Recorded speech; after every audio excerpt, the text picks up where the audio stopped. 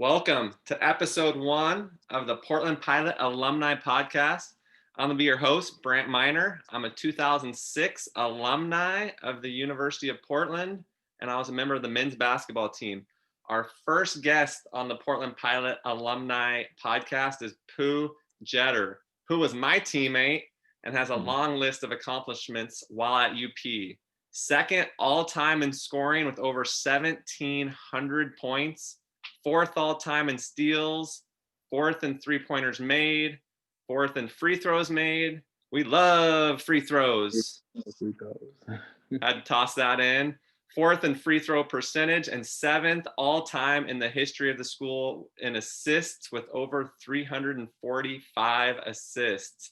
Three-time all-conference, two-time first-team all-West Coast Conference guard while at the University of Portland.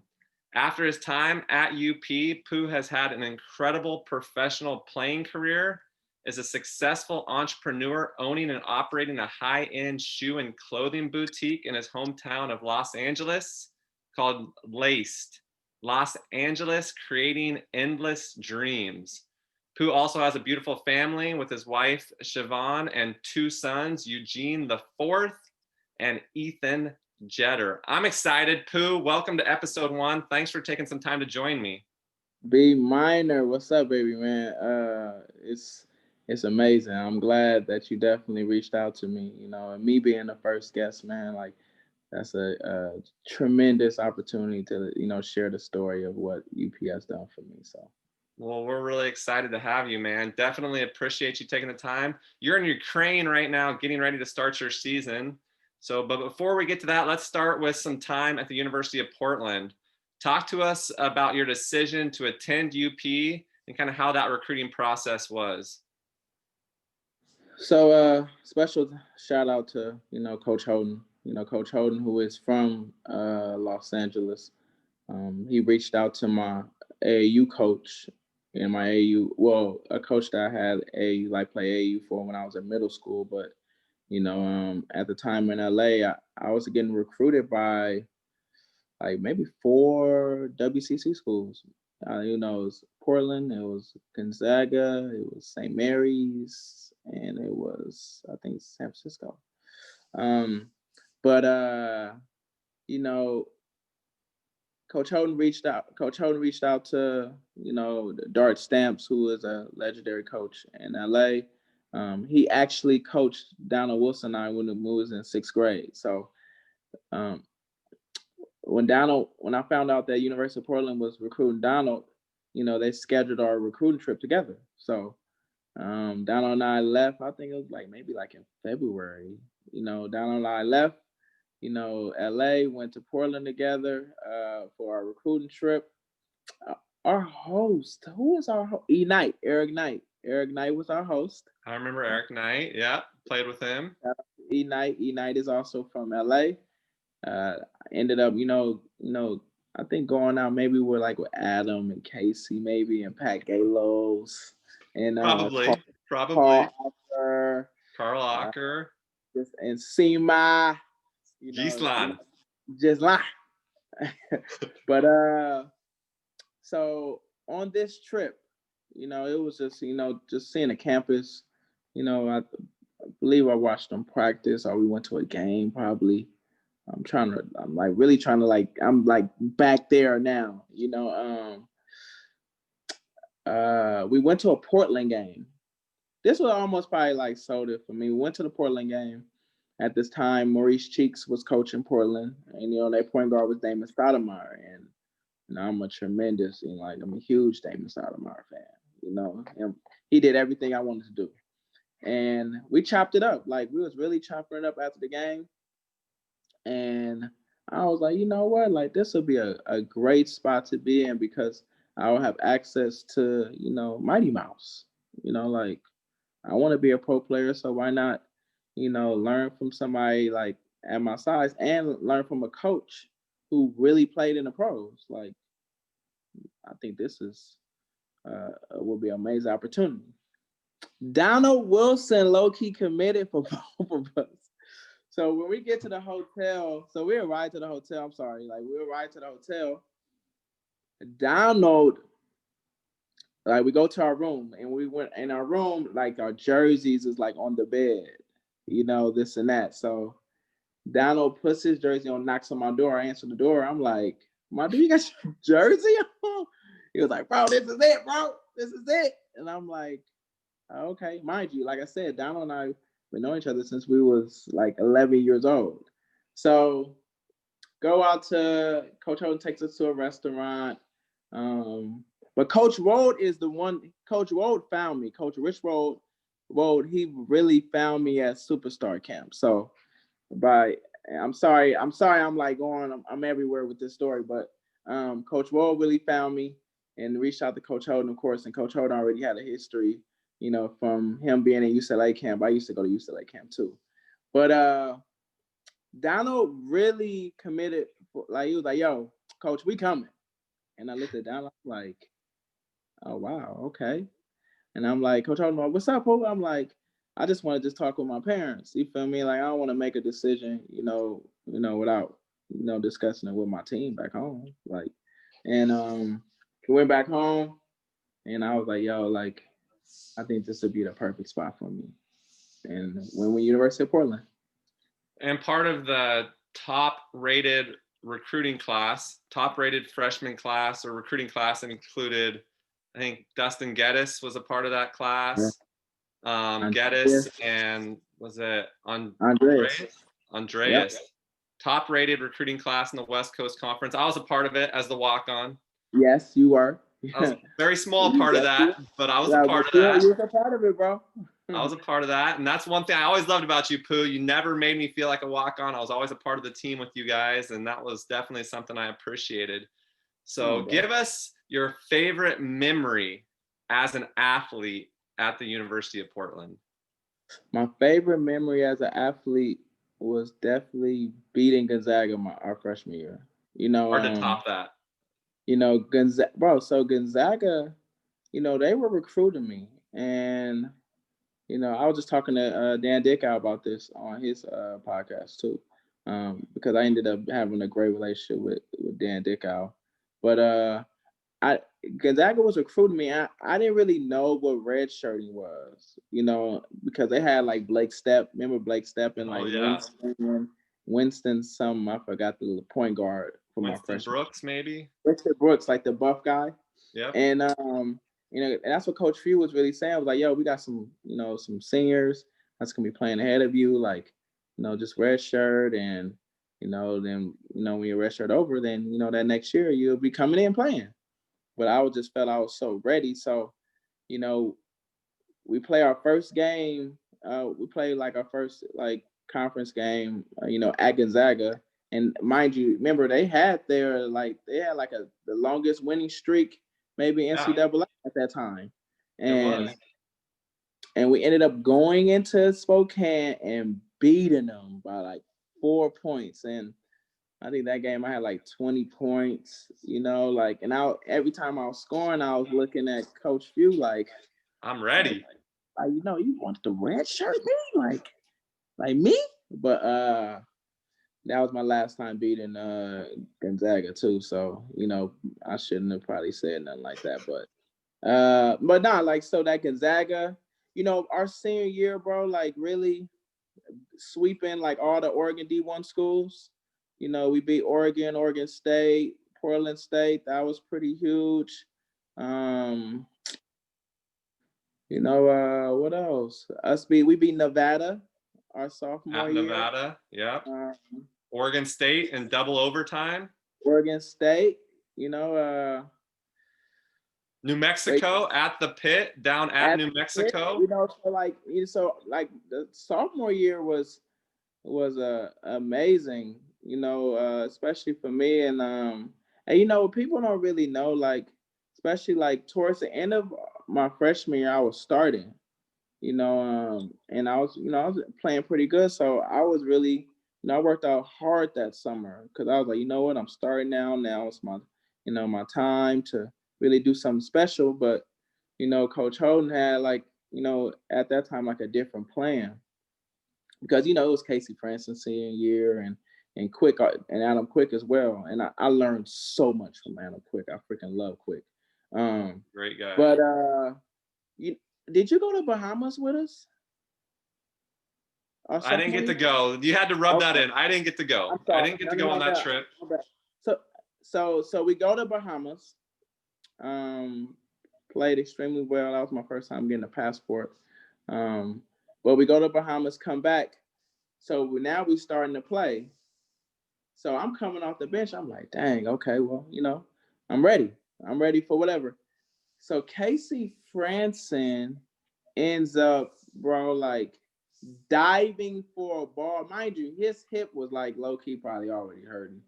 He dove for a ball, went out over the chairs, and like messed up his hip even more, or something with his hip maybe, or and and I ended up playing, and we ended up finishing the game. I think we won. I think we was playing against Boise State maybe, and ended up winning. I probably had like 20 points, this and that, and I don't think Casey came against the Oregon State, and we ended up beating Oregon State. And Coach Holden left me in the lineup, with Adam Quick. So, that's how like everything really, started like, changing for me, especially my sophomore year once I started getting in that lineup. I always thought like, dang, what if Casey Franson never really dove for that ball? Like, dang, who knows how life would have been, but you know, it's just things to always, look back on like, dang, like that's crazy. I think that like what really worked.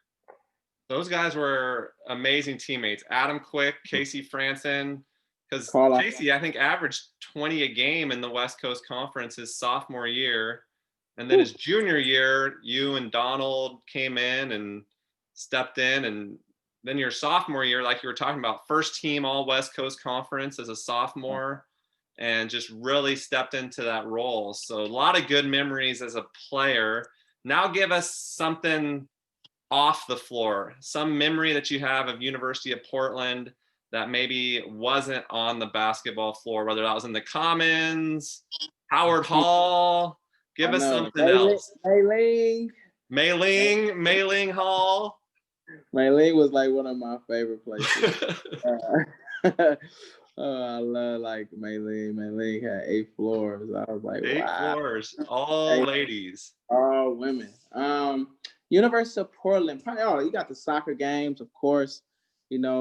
Watching. Oh wow, you remember like our freshman year, like they was national champions. National champions. Yeah, Christine Sinclair, Kristen Moore, like Mofo, Kristen Moore, Amani Dorsey. Oh wow, Amani Dorsey. Because you knew Amani's dad, probably, right? Who was our dad? Armani's dad was a sports agent. I think he was a sports agent, and then her mom passed on September 11th. Yeah, I remember that. But that was that. Yeah. Watching that soccer team was incredible. I think they won the national championship game. North Carolina. I remember we were in the Child Center watching it on a big screen, and everyone stormed the court.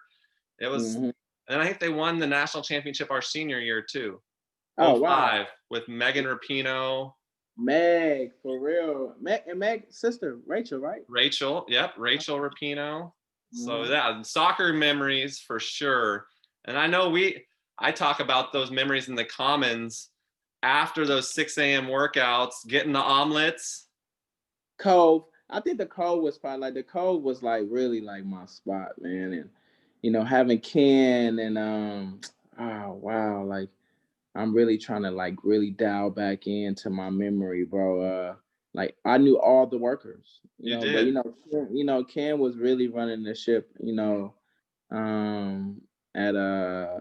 they're gonna kill me if they watching this. I'm so sorry. I'm going blank on their names. But people at the Commons really took care of me. Like, bro, when I tell you they really took care of me, especially when I ran out of points. Like, you and Donald were always low on points. At the time, the Commons wasn't like how it is like now. Like I'm hearing now, like it's like unbelievable. But like the Commons was like, come on, man, I can't be eating that. Like, and this was like 2002, 2006. I'm like, I can't be eating this. So like, man, I might as well go to the Cove. So, people at the Cove, like I talk to everybody. That's my personality. Like always, it was never no favoritism. Like I don't care if I was the basketball player. Like I'm a human being, so I always wanted to treat people with love and respect. And that's the love I was getting back from everybody on that campus. So the people at the Cove was like just really taking care of me. I know they probably wasn't supposed to, be doing some certain stuff, but like they just made sure we was well fed. So have you been back to the campus to see that new practice facility, Beauchamp, It's or? amazing. Yes. Oh, it's amazing. I usually was trying to go to like UP at least every summer, like once a year. I was really trying to like really just tap in more, especially when Rev was there. Like I used to try to tap in. I know they used to have like their alumni games, but that used to be during a time where I'll have certain events because that'll be the same weekend, a BET weekend back home. So I used to always have events, but you know, I always definitely try to like, just go back once a year because I ended up like, creating like amazing like, a bunch of friends, not just at the school, but in the city, period. So that was probably one of the blessings of like going to University of Portland because I was getting love not just on campus but off campus as well. That is one thing I know But you but I yeah, mentioned. but I'm sorry, but I've seen all the upgrades. Like you remember how Howard Hall was, bro? Come Dead on, man. spots All and them dead spots. You know, uh even that gym downstairs, but now it's no more Howard Hall. The new facility is amazing. Like I was like, man, y'all have access to this. Like state of the art. I'll be talking to Chase Adams, who's the Mhm. point guard, like that. That's my little bro. But even before he committed to Portland, we definitely had like our conversation about the school and this and that, and I'm happy that he's there. I just want him to continue to, stay focused. I want to touch on the fact that you did know everybody. And that's one thing I've always respected about you, Pooh, is there's no ego. You've always had that servant's heart and just love everybody and just that big white smile running around campus. And I Hey, just remember you did know, was it Delilah or the cafeteria, the commons workers, and mhm. everybody, obviously the custodians, because they were the ones that might prop a door to get into Childs so you could get uh, some extra shots up. oh, see that's what Jules. You feel me? Like Jules, Jules. Jules, So like Javier, oh Javi. Javi, Javi. Javi was amazing, bro. Like he Those was guys took care amazing. of us. And so the thing is also like I don't even like I had a key, like I had a key. I was able and that was like from I got the okay from Jules, but mind you, I'm sorry, like this is 2002 to 2006, like it's 2021, so I hope nobody gets, like in trouble, but um public safety, I knew everybody, so like I'll be like, yo, like I'm trying to get in the gym. Like I'm trying to get better. And the thing is, I love that people wanted me to get better. So Right. I had access. I had access to almost to a lot of things at that school, and like I said, that's just us having a relationship, and I let people always know, like relationship runs the world. No, it's not what you know, it's definitely who you know. And by just getting that type of access to the childs, or I'm able to put up extra shots even during the soccer games. I'm going over, I'm in the childs, like I'm watching the soccer, but I'm like, yo, I have to continue to get better. So it used to be myself in that toss back, and just getting things. But yeah, like bro, from teachers to Duff to Professor Duff and Professor Basson and Father Art Wheeler Father and Art. and Dr. Shapiro, Hmm. and So uh, many.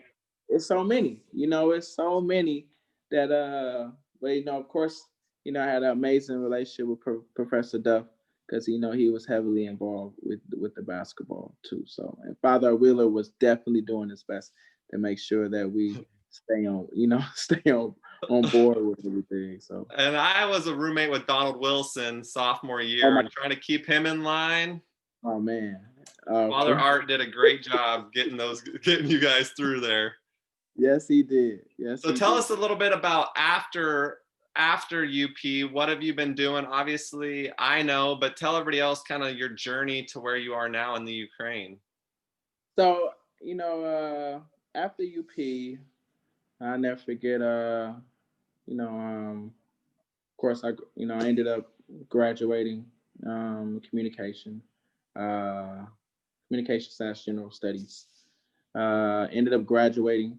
Then right after graduation, I went back home and like really start preparing for, the draft.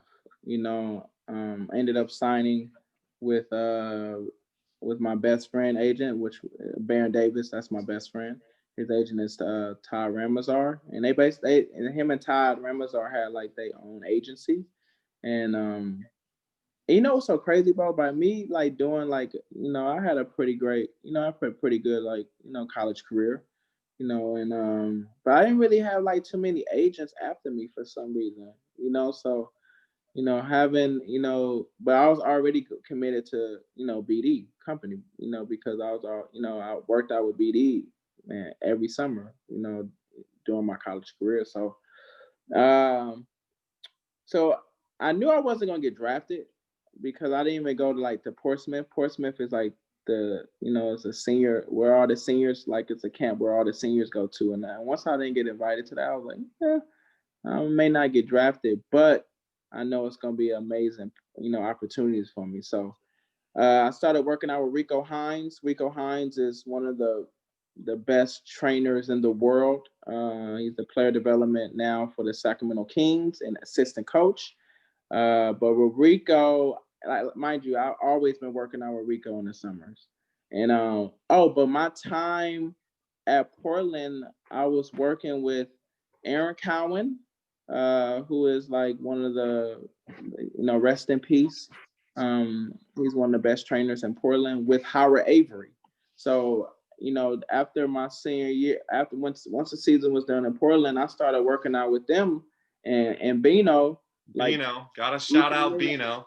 gotta shout out, like you have to shout out like these amazing people in Portland because as this process was going, like it was a family that I created off the court that was also making sure that I'm able to be the best that I can be. So working with Howard Avery and Aaron Cowan we was at Jeff. We used to be in Thomas Gardner. Like so we used to be like working out every day. Then I had Ryan Cabillas who on the weights, this and that. So by the time that I did go back home and start, working out with Rico and Todd Person, like I was gonna be ready. So ended up working out for the Lakers and the Sacramento Kings 3 times, and Sacramento was saying like, yo, if you do not get drafted, which I knew I wasn't, if you do not get drafted, then you can play on our summer league team. So I'm like, cool, bet. I'm over here telling my agent like he like, yo, you got you a team, and I'm like, all right, cool. So summer league comes, and Ron Artest decides, he was new to Sacramento. Um, sorry, can you hear me? I can hear you and see you now. Okay, so Ron Artest, I'm sorry, I had a phone call. Dang. Ron Artest ended up, playing summer league with Francisco Garcia, Kevin Martin, Ronnie Price. They draft pick was Quincy Doobie. So I'm like, all right, we get to practice. Mind you, when I was doing these workouts with Sacramento, they didn't have a coach. The person that was doing the workouts was the GM and assistant GM, which was the GM was Jeff Petrie, And the assistant GM was Wayne Cooper, who was Andrea Cooper's dad. Andrea Cooper is a UP, she graduated after us, right? I think she was a year behind us, Or maybe two, maybe maybe. two. Yeah. So But Andrea Cooper, who her dad was the assistant GM. So it's crazy how things work. And man, so I was balling. And so Summer League came, I was getting minutes, this and that. And so the last Summer League game always, the older players, or the vets, they don't play. So they was like, Sacramento was like, yo, here you go. And once Sacramento gave me the ball that last game, I had like 20 points, like 5 assists, 6 rebounds, no turnovers. And they was like, you know what? We're going to give you some money to come to camp. So I was just like, I have so much, faith in God. I know that the Spirit of God is fully and powerfully upon me. And by me, like, really knowing and having that confidence, I always show that. Like, so I wasn't like on no mock drafts. I wasn't like, like I said, I didn't get invited to, like Orlando pre-draft or, like the Portsmouth the senior camp. So like once I was able to, get that, that partial guarantee they go to camp, nobody didn't think that, that's like people, of course, my teammates and everybody like that knows how great I was, but nobody was like, they was like, oh my gosh, like, so I ended up, going to camp with Sacramento. I get released after the first game. Go to the D League. Ended up being like one of the best players in the D League. All-Star game. Was on the D League ambassadors team that went to China. Lost in the championship in overtime. But I ended up being like the best point guard. So go back to summer league again with Sacramento, but didn't end up working, and I ended up coming to Europe, to Ukraine. I played for BC Kiev in the Euro Cup. We did well. We lost in the championship, but we made it to the top 16 in the ULEP Cup back then. Went to summer league again. After that season, didn't really work out with Minnesota. Went back to Europe, to Spain. I played in Menorca in the ACB. ACB is the most powerful league in Europe. Did extremely well, averaged like 16 and a half. Didn't make the playoffs. Went back home, played summer league again with the Portland Trailblazers. So, so that was like an amazing opportunity right there. Like even, playing with the Portland Trailblazers. And that was a crazy story because I committed during the season and then they ended up drafting Patty Mills. So I'm like, okay, wow. Like, I know I'm not, because they already had Jared Bayless. So, like once you like start going to summer league, they have to play like the players from the previous year, that especially that's under contract. So I was thinking, like, telling my agent, like, man, like, this ain't gonna go well. Like, I usually I'm usually like the starting point guard in summer leagues. So I said, man, this year I don't know how it's gonna go. And I didn't even get my clearance letter from my team in Spain. So I couldn't practice the first one. So I'm telling my agent, like, yo, like, we gotta figure something out. He said, yo, I'm on it. I'll let you know something. That's so then that next practice, Patty Mills breaks his foot, like off of like he basically almost by himself. And I'm like, so once I saw that, I was like telling my agent, like, hey, Patty Mills just broke his foot. I think we're probably good to go. He was like, all right, cool. Like, not like, all right, cool, but he was like, all right, like, we're gonna make it happen. So ended up playing with Portland that summer. Had an amazing summer league, and I think at that time they wanted Jared Bayless to be the point. They didn't see he could be a point, so they put me in the lineup, and we ended up doing some great things. So I had an amazing summer league. Ended up, I was going to go to Cleveland's camp because Cleveland was definitely interested in me. But then I ended up getting an amazing offer from a team in the ACB called Malaga. So I ended up going to Malaga for like, 3 months. After that, I went to Jerusalem where I played in Israel, which was an amazing opportunity. Like I said, I really read the word, so I was really heavily in my Bible at this time too as well, like just trying to see like where I could go. So I'm like, okay, the Dead Sea. Then you had I went to Bethlehem for Christmas. Um, it was like the 17 steps of Jerusalem and just seeing the whole historic part, man, like it was amazing. Like it was amazing.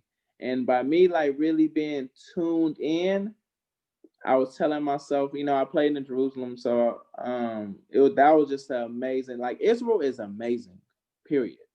Like the food, just the atmosphere, like it's such a beautiful city and historical city. Like, I need to go back for sure. I'm glad I'm having this conversation, like because I definitely want to go back. But after that season, I was telling myself, man, this is my last time playing summer league because this was 5 years in a row. I played with Cleveland, and at this time, Byron Scott just became the coach. I've been knowing Byron Scott, man, since I was a kid. I was the first camp I went to. So when I'm there, he gives me the ball like, yo, it's your show. Do what you do. Had an amazing summer league. End up getting a guaranteed contract, NBA contract to the Sacramento Kings. And like right, now Sacramento's back in the picture. That's why Sacramento will always be my favorite team. Played in the NBA, which was amazing. Playing against, people say the best players in the world, but I feel like, if you're doing what you love to do and get paid to do what you love to do, like you're a best player, period. And that's just basketball. Like if you're a pro basketball player, you're a great player. Um, but definitely just my dream came true. Of just playing in the NBA. My dream came true just being a professional basketball player. But playing in the NBA was an amazing experience. Um, Especially being in Sacramento, I wasn't too far from home, so a lot of family used to come down watch me play. Um, that next year, uh, it was the lockout, and Yeah. I ended up going back playing in ACB in Spain with Badalona. Badalona is a team where like Ricky Rubio and Rudy Fernandez, they was playing on that team. Played there. I think we came in like in ninth. We was just like a game or two from playoffs. And I've been in China, after that. And I was in China for 8 years. I was 4 years in Shandong. Went to the championship my first year. Ended up, I get to the championship. I always get there. I always get there, but and our team previously was in last place. So for us going to the championship was like the Shandong has never been to the championship. So ended up signing a 2-year contract with Shandong. And once I signed that 2 year, I was probably thinking like, man, I think the NBA is probably no more. And ended up signing also signing a nice deal with Li Ning. Big Um, time company. yeah, I had my own like basically like my own shoe. Um, I'm one of the first players in the like American players in the CBA to like sign with Li Ning, so that was like an amazing, accomplishment. Um, so did that for 4 years. Went to Tianjin, that's close to Beijing, for 2 years. Um, then the last 2 years, I was in Fujian. It's like close to, not too far from Hong Kong. It's like near like Guangdong, but Fujian province. And now I'm back in the Ukraine, playing for Dnipro. I'm sorry. I ended up winning. So my fourth year in Shandong, I went to France. I went to France after the season because the season in China is usually like 4 or 5 months. And I was like, you know what, like I'm gonna go play somewhere. We just had my son EJ, and I was like, you know what, like let's go somewhere. And got with my wife Siobhan. And EJ was 2 months. We flew him out we all went out to France, and we was in France for like 3-4 months. Ended up winning the championship with Limoges. So you got So one. You got one. got one. Let's Got go. one. You know, got one. Well, yeah. So I'm sorry. Like 2013, 2014, I ended up getting a passport. I have dual citizenship with I have a Ukraine passport. So I was able to play Eurobasket and play in the World Cup. 2014. So now I'm back in the Ukraine, as in this is 2021. Not as a local player. I'm a local player in Ukraine, so I'm able to use my passport. That's awesome, man. That's quite the journey back to the Ukraine, where it all started. 16 years of being a pro basketball player. That's longer than most. Most guys never get a paycheck to play, let alone a 16 years. Is that what you said? This is year 16. And you're still giving buckets. And I saw you in the TBT this year, serving them up, man, in the basketball tournament. Right. Yeah. So, and of course, you have the Drew Leagues, and, you have like, just, a lot of things, like my energy is amazing now, because I really, take the time of like being with the players, up next out in our communities, so, me working out against the 16 and 17-year-olds, like our college players, me being with the younger players definitely keeping me young. So, that's why people I'll be like, yeah, I'm 37. Like, you're 37? You don't even look 37. What? We're just kids. We're still young. We're still young. Oh, we're forever young. We're still young, man, for sure. Well, I love that you've had a journey on the floor. Now let's take it off the floor and talk a little bit about Laced. Yeah. In your wildest dreams, did you ever think you'd have the only Black-owned shoe and clothing boutique to have a Nike contract in LA? So I would never thought that. That's why you're just supposed to just execute. In high school, I was, best dressed. Even though I went to school for uniform, but when it was free dress day, it was a fashion show. Okay. I bet. You got style. You've always had style. So then, I always was into fashion. So, and my parents was always on me. Like, mind you, my grandpa had his own barbershop, in Detroit. Then my dad had his own, he had a couple businesses, but one he had a record store called Hey Love. He had that for like 25 years. And I'm the third. I'm Eugene Jeddah the third. So I knew at some point I had to like do something, like having a business. And I had this idea, with my boy back home. Shout out to JB, that's my partner. We had an idea of like just having like a shoe clothing boutique, and my boy J5, shout out J5. He was like, yo, like, you should call it Lace, because I was looking for a name. He was like, bro, we should do Lace. And that, like, we just did it. At first, we didn't have Nike. We had like, shout out to Puma. Puma was like really like that first big brand, like shoe brand, like to really open our doors. Salute to Dana for that. But we had BBC, we had some, some nice clothing brands, and we had some other shoe brands that like people didn't really know about, but they was pretty fire, like TCG, and like we really introduced that to the city. But we didn't get the Nike account until probably like year 3. And mind you, so I'm really trying to find, I'm like, man, I'm reaching back to my peoples in Portland. Portland is home of Nike, so, and that was a huge plus. That was a huge plus of like really why I ended up getting this Nike account. Is because of my relationships with people in Portland. Because people in Portland was, they come and watch the games, this and that. And my sister being the fastest woman in the world, she was a big Nike contract. She had a big Nike contract as well. So that was a plus. But the person that was giving the accounts for Nike is Coach Holden's best friend, Ron Walden.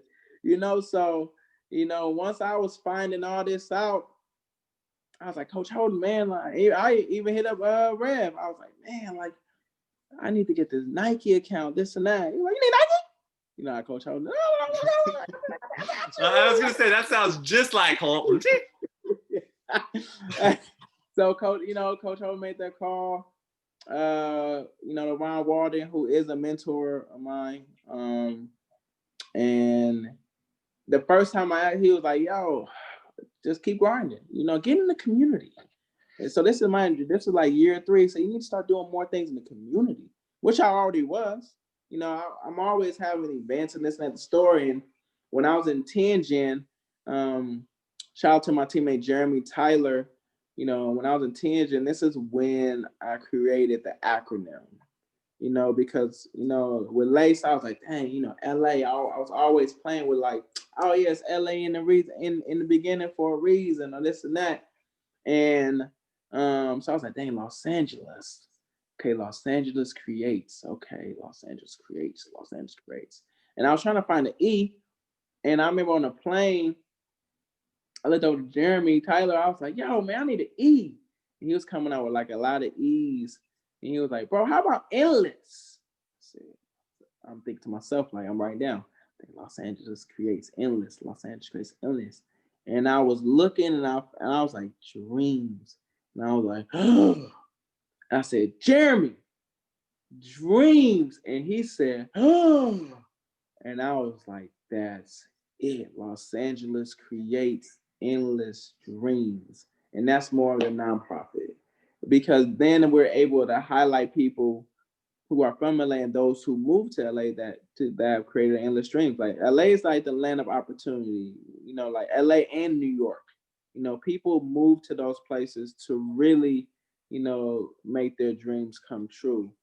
And so I took that idea back to, Nike was like, oh my gosh, like, especially like at this time, and we ended up getting it. We ended up getting that account because we started doing a lot more in the community, as in Thanksgiving, toy giveaways, just really inviting the youth to the store to learn about, business and this and that, and, like really putting our footprint in, because then as we're going to these meetings, we're like, dang, like we're like really only Black owners in here, and us having like, we could go to Hollywood to the hood, like we're over in Watts or we're over in Compton or in the Crenshaw, like we're everywhere, so, but we also can fit in wherever. So, when it comes to the neighborhood, like we represent the neighborhood, to the T. So that's incredible, man. You always have been able to connect and fit in wherever you go.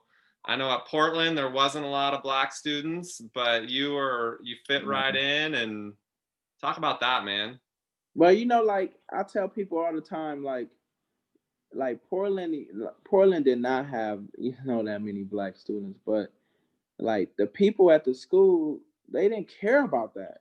Like nobody wasn't looking at like my color, like they was looking at my heart. And that's what I love so much. Like I never had a situation, I never had a racist situation at University of Portland at all, because I felt like it was a real family, like it was a real community. Like, so I always thank people, like even I was like the only Black person in the classroom. Like, okay, like I didn't feel uncomfortable at all, but I felt that prepared me, my time at University of Portland prepared me for like being in Ukraine, so like even like my, coming to Ukraine or being on the Ukraine national team, like I was the only Black on the team, like, but I like that was normal. Like that was like normal. Like I wasn't tripping about that, or going to Spain and it's now being in situations as being the only Black, and the University of Portland have definitely prepared me for that. So I will always, salute, the University of Portland, for, just making me feel like, this is home, like It's no color lines. Like, and I will always cherish those moments and be I love thankful that, man. to I the love people. that.